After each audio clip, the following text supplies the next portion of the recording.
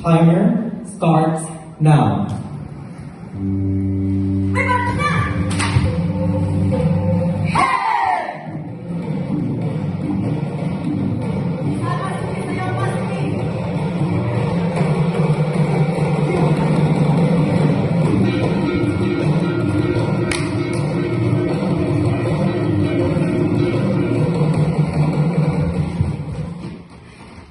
Sa tabing dagat ng Paseo.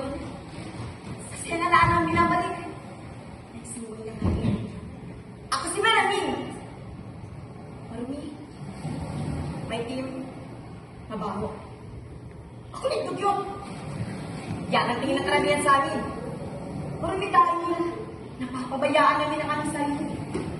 May team dahil initiis namin ang apti ng dalalang sikat ng araw. Mabaho sapagkat amoy ng tubig dagat ay nakadikit sa aming balat. Kulit pero, masisisi niyo ba kami? Kung tanging pangungulit lamang ang paraan upang kami hindi mapansin. Di biro maging kagaya namin. Salot sa lipunan kung kami yung tatuhin.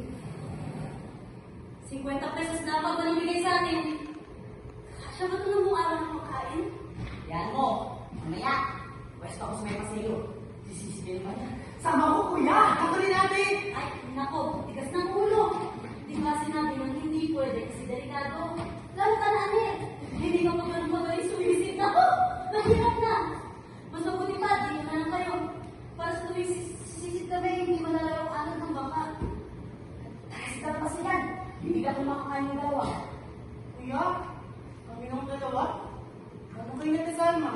Ah, huwag mo kaming isipin. Hayaan niyo mamaya.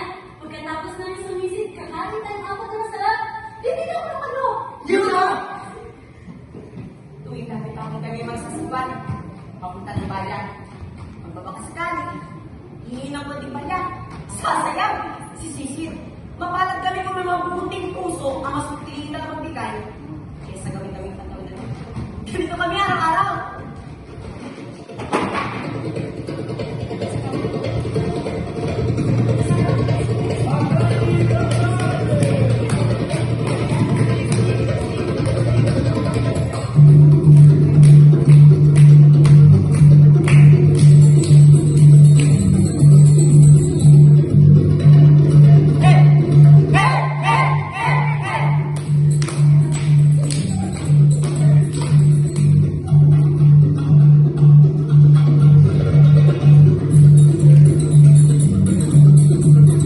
Kasama!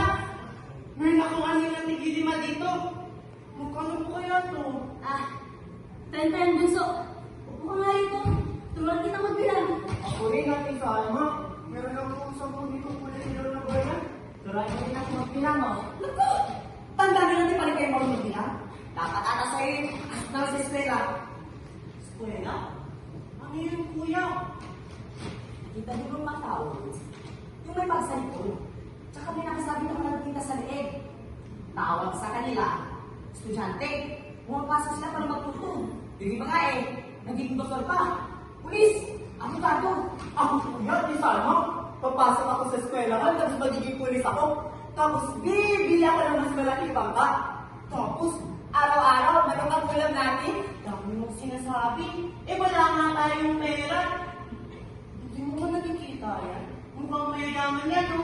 Alatang hindi tayo makapapasok dyan. Hoy, kayong dalawa. Tignan nyo nga yan. Hayaan nyo. Hanap kami ng paraan ng government ninyo para makapasok kayo sa paralan. Maganda na rin yung paralan ko. Hindi kayo magaya sa akin. Ang tanda na kung isang dana kayang bilangin. Yun, no? Salamat, ate. Isang araw na pati sa buwan. Sana yung malas ng araw. Kasi ang sasal na nanihina. Makatayo. Hindi na namunta.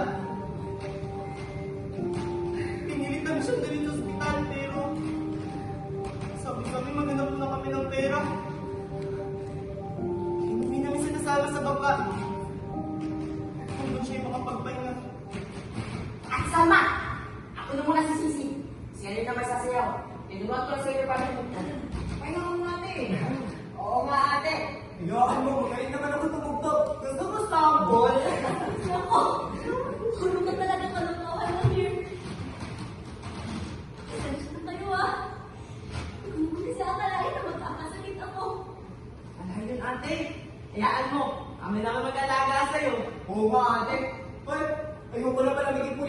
Magdodoktor na lang ako. Para ka nagagamot sa inyo. Lahat ka libre. Ay, sus! Sinabi mo yan, ha?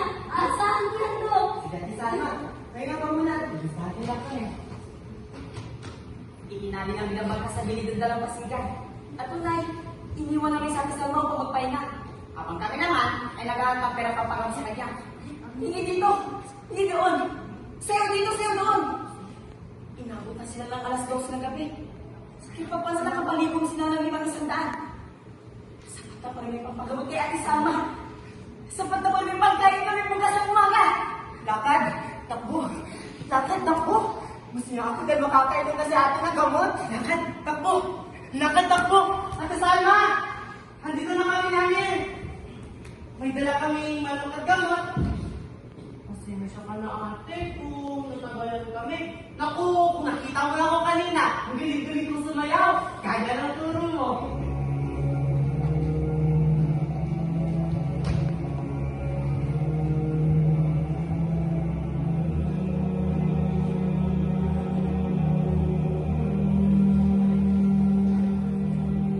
Hindi ko inaasahan na mangyayari ganitong trahedya kay Ate Salma.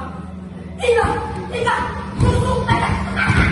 Tina! Tina! Tusok na lang!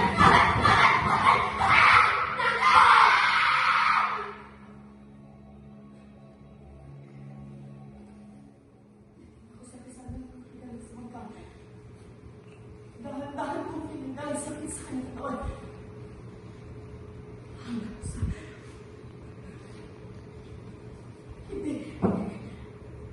Hindi. Kapatid ko!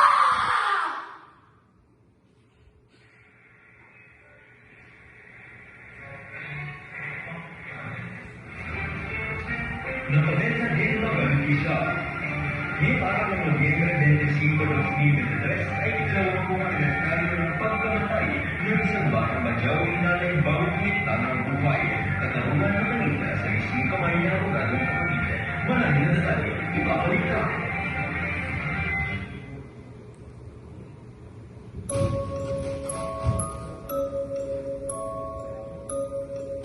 Dalawang taon na nakalipas. Sigla na nawala sa Ate Salma.